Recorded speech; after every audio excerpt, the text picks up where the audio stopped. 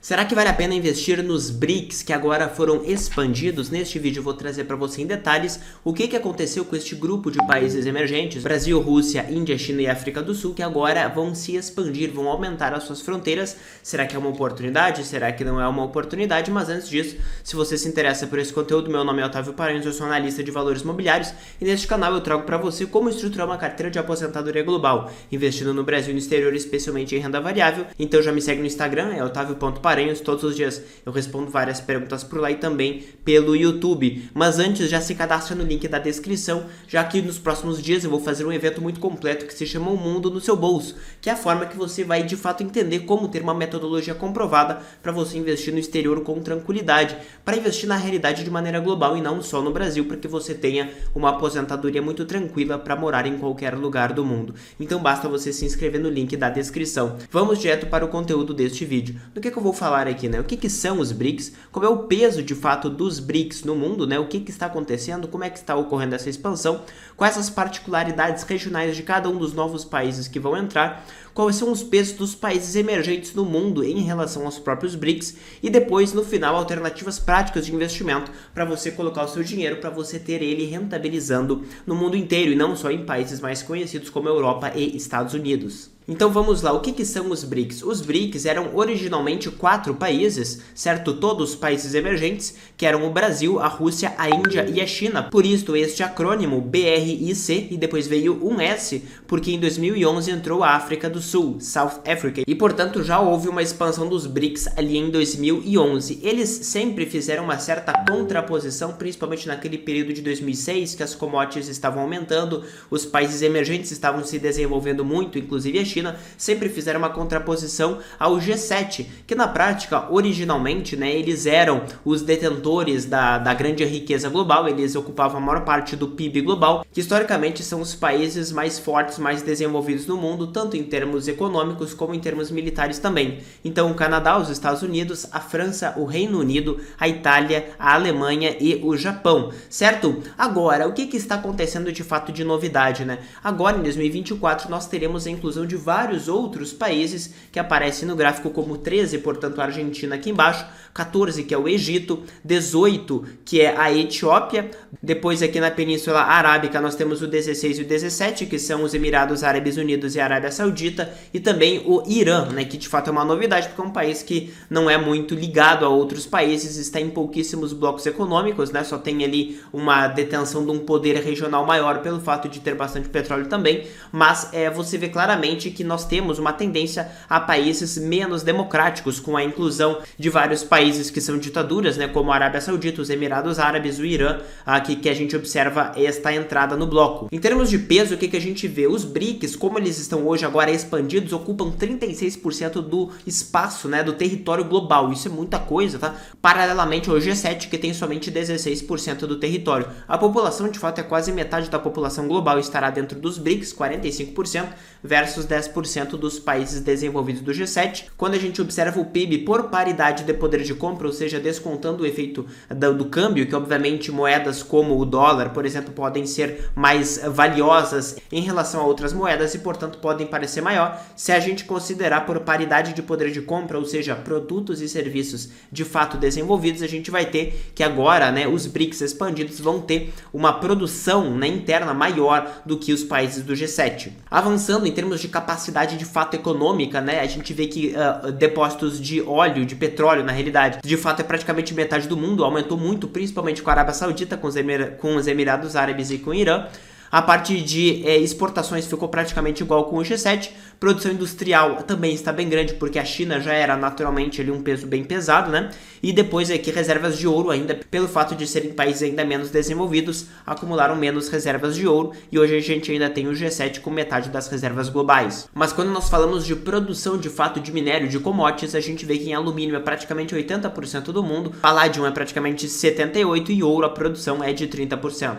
Em termos de produção agrícola, a gente vê trigo, que tem uma produção de metade da produção global de trigo está nos novos BRICS, e arroz, no caso aqui, também um pouco acima da metade, principalmente pelos países asiáticos. Partindo um pouco para os acordos econômicos e, portanto, a expansão e o poder de influência econômico que esses países poderão ter, a gente observa, por exemplo, o Egito, que agora é um país africano que está entrando, ele faz parte da GAFTA, né, que é o Greater Arab Free Trade Agreement, ou seja, é um grande grupo de países árabes do norte da África e da Península Arábica, né, que também vão incluir aqui, portanto, a Arábia Saudita e os Emirados Árabes Unidos. A Etiópia é um país ali que já está entrando na África subsaariana e a gente observa que está em um acordo africano, que é o COMESA, que é o Common Market for East and South Africa, ou seja, tudo que está na parte leste da África e também aqui da África do Sul. A gente observa, portanto, mais um peso africano aqui e também um outro acordo africano, que é o African Continental Free Trade Agreement, o AFCFTA, que também é um acordo regional. Seguindo aqui, a gente observa o Irã, que é muito sancionado, portanto ele não está em nenhum grande acordo, mas ele faz parte, obviamente, de uma rota comercial muito forte, né, entre a Índia e o resto da Europa. Os Emirados Árabes Unidos e a Arábia Saudita fazem parte de um acordo interno ali da Península Arábica, né, que é o Gulf Cooperation Council, o GCC, que basicamente determina ali as questões internas, principalmente em relação a petróleo. Um dos problemas dos BRICS, na realidade, conforme eu mencionei, é uma expansão de países que são particularmente autoritários, né, e, portanto, podem ter níveis de corrupção relativamente grandes. Apesar deste poderio econômico, né, e dessa influência econômica, muitas vezes não necessariamente pode ser bom para investidores ou até bom de morar nesses países. Conforme você percebe aqui pelo índice de percepção de corrupção, né, quando a gente pega um país como o Brasil, que tem uma nota apenas de 38 de 100, ou seja, realmente é bem ruim, e a gente compara com os novos países que estão chegando, por exemplo, a África do Sul, ela já tinha 43, uma nota de 43, ou seja, um pouco melhor do que o Brasil em termos de corrupção. A gente vê a Etiópia com 38, que é a mesma nota do Brasil entrando, a gente vê aqui o Egito com 30, ou seja, abaixo do Brasil, ou seja, um país teoricamente mais corrupto. A Rússia, né, que já estava 28 também abaixo do Brasil e abaixo do próprio Egito, que já era bem ruim. A entrada do Irã também com 25, ou seja, piorando cada vez mais a nota no sentido de percepção de corrupção. Quando nós pegamos os países do Golfo, aqui no caso a Arábia Saudita melhorando um pouco com 51 e também os Emirados Árabes Unidos com 67, os países árabes conseguindo manter ali um nível de governança teoricamente estatal um pouco melhor, e a Argentina aqui com uma nota equivalente ao Brasil de 38 em termos de percepção de corrupção. Dito isso, agora a gente observou que de fato os BRICS estão expandindo, são tecnicamente bem mais corruptos do que os países desenvolvidos do G7, mas a questão é, em países emergentes no geral, será que vale a pena aumentar um pouco a alocação dos países emergentes em relação ao que nós observamos em fundos neutros, globais, né, como a gente tem no Brasil o WRLD11 e o VT? Quando a gente compara o peso dos mercados emergentes como um todo e não só dos BRICS em relação a vários indicadores, o que a gente observa, tá? O peso hoje dos mercados emergentes em um índice como o MSCI está aqui, no caso do gráfico, estava em 13%, que é em 2020, hoje está aproximadamente 11%, tá? Se nós pegarmos outros indicadores, como o PIB, por exemplo, de forma não ajustada, né, pelo câmbio, a gente vai ver que os emergentes têm 39% do PIB global agora, né, no final de 2020. E, portanto, claramente, né, faz sentido aumentar a alocação em relação ao que nós tínhamos de alocação neutra global, que estava aproximadamente em 11% hoje. Quando nós observamos o desempenho dos mercados emergentes por década, desde a década de 30, o que a gente vê? Naquele período da década de 30, década de 40 e 50, os emergentes, ao final de cada década, renderam um pouco menos de 100% no período, ou seja, um pouco menos do que dobraram o capital. Houve períodos de forte expansão global e forte inflação global, né? Grande período de crescimento de commodities, que foi os anos 70 e 80 que a gente vê um boom gigantesco dos países emergentes que multiplicaram em dólar o retorno por 5 vezes, né? Um retorno de 400% aproximadamente nos anos 70 e 80. Nos anos 90 e nos anos 2000 o desempenho foi melhor, né, do que nos períodos anteriores, de 1930, 40 e 50, tendo um retorno ali de aproximadamente 200% em dólar, ou seja, multiplicando por 3 vezes em dólar o seu capital investindo em mercados emergentes. E agora, né, nos anos 2010, nós estamos com a pior década já registrada dos mercados emergentes, ou seja, simplesmente por uma questão de reversão à média, a probabilidade é que isso daí não permaneça, né? Simplesmente até quando a gente considera as precificações, que os mercados emergentes ficaram mais baratos, né? A gente observa essa ciclicidade bem clara dos mercados. Agora, em relação a fundos específicos que você pode considerar investir, um deles é o VWO, bem famoso, Mercados Emergentes Amplos, um fundo da Vanguard extremamente barato, 0,08% ao ano. Quando a gente gente observa aqui a composição da carteira, né, a gente vê que, por exemplo, ele tem um PL de 12, o que é relativamente barato, muito mais barato do que nos Estados Unidos. Aqui todas as alocações, né, principalmente começando com China com 1/3, Índia com 18, Taiwan com 17, Brasil com 6,5. Você pode eventualmente ter um pouco de receio de investir em países que são mais autoritários, etc. Então tem um ETF que foi desenvolvido justamente para privilegiar essa questão política, que o código dele é FRDM, né, que é o Freedom 100 Emerging Markets ETF, que ele é um fundo que vai justamente investir em 100 empresas dos mercados emergentes em países que estão mais sujeitos à liberdade política de maneira geral, liberdades individuais e também liberdade econômica, tá? Quando a gente observa os pesos dos países, a gente vê que tem Taiwan, Coreia do Sul, que em outros ETFs é considerado desenvolvida, aqui é considerado emergente, Chile, Polônia, África do Sul, Brasil, etc. Aqui você vê que não tem, por exemplo, a Rússia e não tem a China neste fundo aqui. Indo para os BRICS, né, que na realidade, pelo fato da Rússia ter sido retirada dos índices de países emergentes quando ela iniciou ali o período da guerra, né, a gente vê que antes era o fundo BRICS, que agora é o MSCI B e C, né, tiraram o R da Rússia, então hoje a gente tem um fundo aqui que é somente Brasil, Índia e China,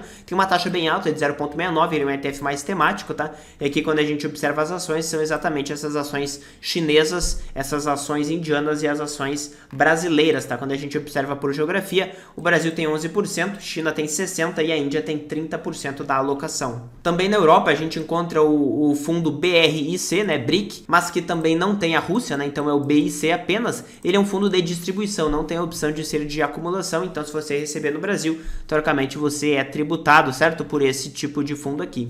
Quando nós observamos a alocação um pouco mais longa, né, comparando aqui este fundo em roxo, que é o fundo dos BRICS, que agora recentemente foi retirado da Rússia, mas até o momento do ano retrasado a Rússia estava aqui, a gente observa um retorno em dólar, tá? Porque as moedas deles desempenharam bem, mas pelo fato do dólar ter crescido, em dólar o desempenho ficou um pouco menor. Nos últimos 15 anos o desempenho foi negativo em dólar, já com dividendos acumulados de menos 10%. Se a gente incluísse os demais países emergentes como um todo, a gente teria esse retorno aqui do VWA em vermelho, que seria 26% positivo, tá? Se a gente pegar somente os fundos aqui em azul, né, que aqui a gente observa do fundo FRDM, né, do Freedom, que tira a China, tira a Rússia, a gente vê um desempenho levemente melhor. Então aqui a gente tem os outros países com peso maior, como a África do Sul, outros países com peso maior, como Coreia do Sul, como Taiwan e como África do Sul e Brasil, por exemplo, tá? Então aqui a gente vê esse desempenho levemente maior. Então assim, no geral, né, a gente vê claramente que o desempenho dele foi relativamente linear na última década, conforme a gente viu no gráfico anterior,